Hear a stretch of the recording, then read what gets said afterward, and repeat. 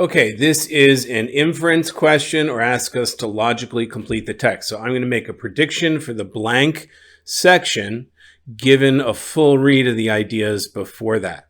So there's no two ways around it. Let's go read that. One theory behind human bipedalism speculates that it originated in a mostly ground-based ancestor that practiced four-legged knuckle walking, chimpanzees, gorillas do today, and eventually evolved into moving upright on two legs.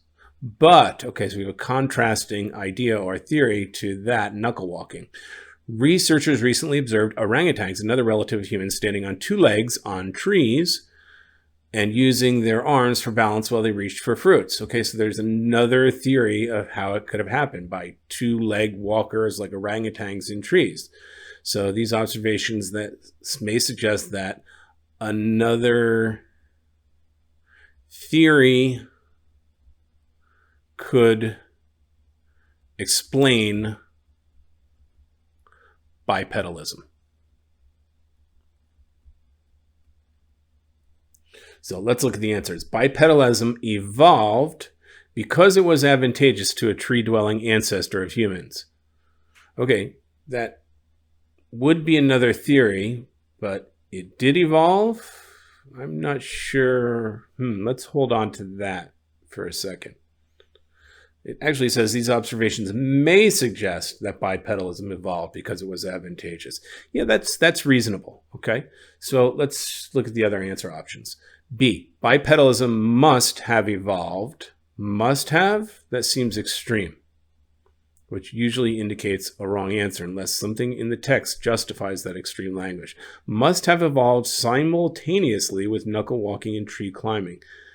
How do we know that? There's nothing that says anything about the timing here. C, moving between the ground and the trees would have been difficult without bipedalism. Nothing in here says anything about moving between ground and trees, let alone what would be easy or difficult. I don't think that can be correct. D, a knuckle-walking human ancestor could have easily moved. Easily moved? How would we know that? Bipedally in trees. Just because we observed orangutans, that, there may suggest that a knuckle-walking human ancestor could have moved bipedally. Possible, the easily moved. How do we know that? So I don't think that's right. So A, bipedalism evolved because it was advantageous to a tree-dwelling ancestor of humans. It may suggest that that's how it evolved. I think that's going to be our correct answer, okay? That would be the other theory that, an ancestor like an orangutan evolved because there is some benefit to being able to stand up in trees. I think that's going to be the correct answer. So no, depending on what your answer prediction here is, this could be a very confusing question. I believe A is the correct answer, though. Okay, another inference or logically completes the text. Let's read the paragraph and make a prediction of how the last sentence could be true given that previous information. One challenge when researching whether holding elected office changes a person's behavior is the problem of ensuring that the experiment has an appropriate control group. To reveal the effect of holding office, researchers must compare people who hold elected office with people who do not hold office. Yeah, that would be the control group, but who are otherwise similar to the office holders. So there's a problem. How can you be similar to an office holder if you don't hold an office? Since researchers are unable to control which politicians win elections, they therefore, what would I sort of guess? They therefore can't properly conduct the experiment. In other words, they can't properly create a control group for the experiment. That's kind of my best guess. Okay, A, struggle to find valid data about the behavior of politicians who do not currently hold office. Okay, that seems plausible, but the text really says nothing about that. It's not that they are struggling to find valid data. They're struggling to find the right control group.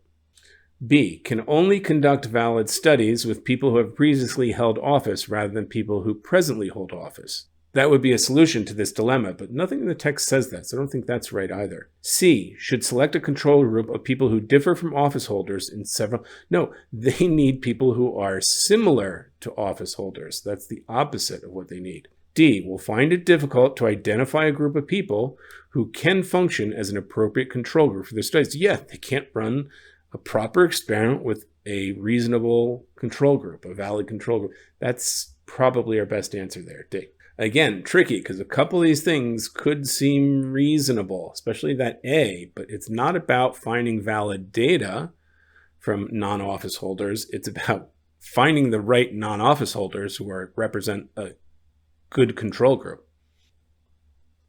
Okay, another inference problem. Let's read the paragraph and try to anticipate what we'd fill in the blank to make the last statement true relative to the rest of the paragraph.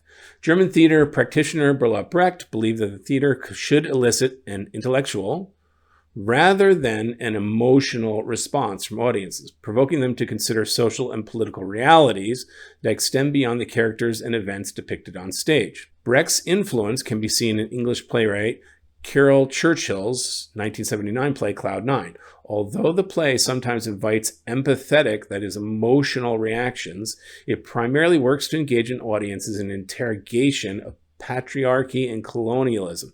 So it's affecting them on an intellectual level rather than an emotional level, which it does by placing audiences at a distance, thereby encouraging them to think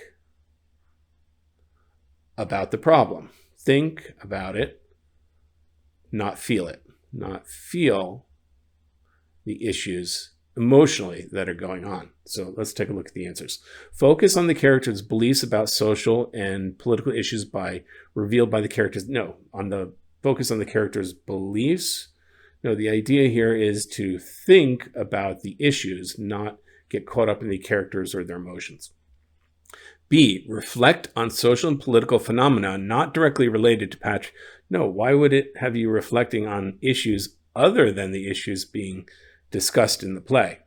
C, recognize pertinent social and political parallels between Germany during Brecht's time and England. No, this is completely false comparison. No such comparison is made in the text.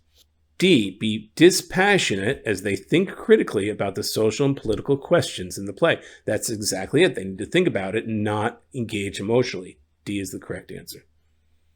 Archaeologists and historians used to believe that the Maya civilization during its classic period, roughly 250 to 900, lacked agricultural marketplaces. That's interesting.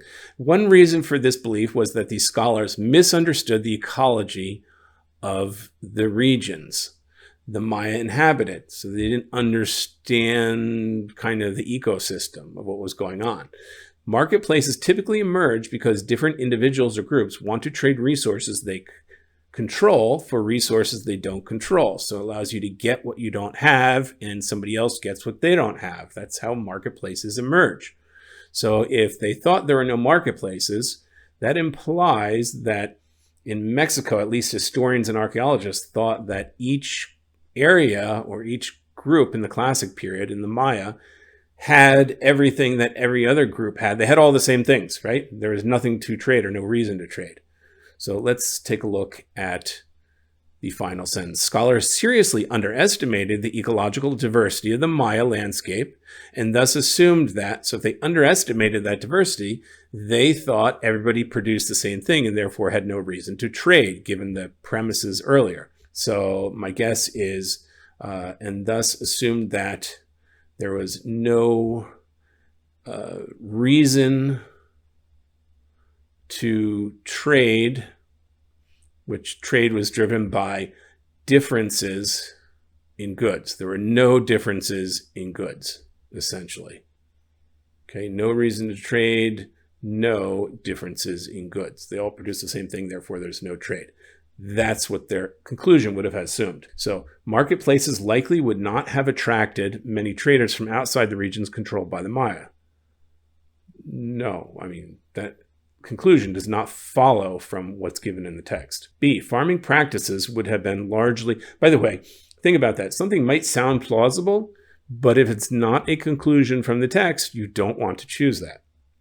Another potentially tricky wrong answer choice for a logically complete text or inference question. B, farming practices would have been largely the same throughout the Maya lands, even if the crops people produced varied significantly. Okay, that almost sounds like my guess, but let's be careful here. Farming practices, there's nothing about the farming practices, whether they use tractors or shovels, and obviously not tractors, but nothing in this passage talks about the practices being the same. The assumption would have been the food and the goods grown were the same, not the way they farm them. And even if the people and the crops would not have varied significantly, that's the opposite idea. The crops would have been the same. Thus, there would be no reason to trade. So C, marketplaces would not have enabled Maya people to acquire many products different from those they already produced. Yeah, that would be it, right? So if the Mayan people couldn't acquire different products from somebody else, there'd be no reason to trade, no reason to have a marketplace. That's the assumption the archaeologists and historians must have made. I think C is going to be the right answer. Let's check D. Farmers would trade agricultural products only if they had already produced enough to meet their own needs. So again, that's extreme, which is a red flag that it's going to be wrong. And it's not about meeting their own needs versus they're not. That might seem somehow plausible, but it is not what's described in the text up above here.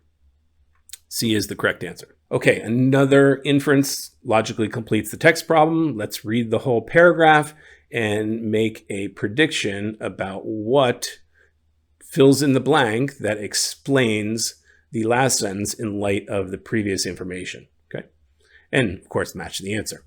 So, scientists studying Mars long thought the history of its crust was relatively simple. One reason for this is that geologic and climate data collected by spacecraft showed the crust was largely composed of basalt, likely as a result of intense volcanic activity that brought about a magma ocean, which then cooled to form the planet's surface. A study led by Valerie focused on additional information. Further analysis of data collected by the spacecraft and infrared wavelengths detected from the Mars surface that revealed the presence of a surprisingly high concentrations of silica in certain regions on Mars. Since a planetary surface that formed in a mostly basaltic environment, that would, I guess, be volcanic activity and then the magma cooling off, would be unlikely to contain large amounts of silica, there must have been something else going on. We conclude that formation of the crust is not that simple, that crust on Mars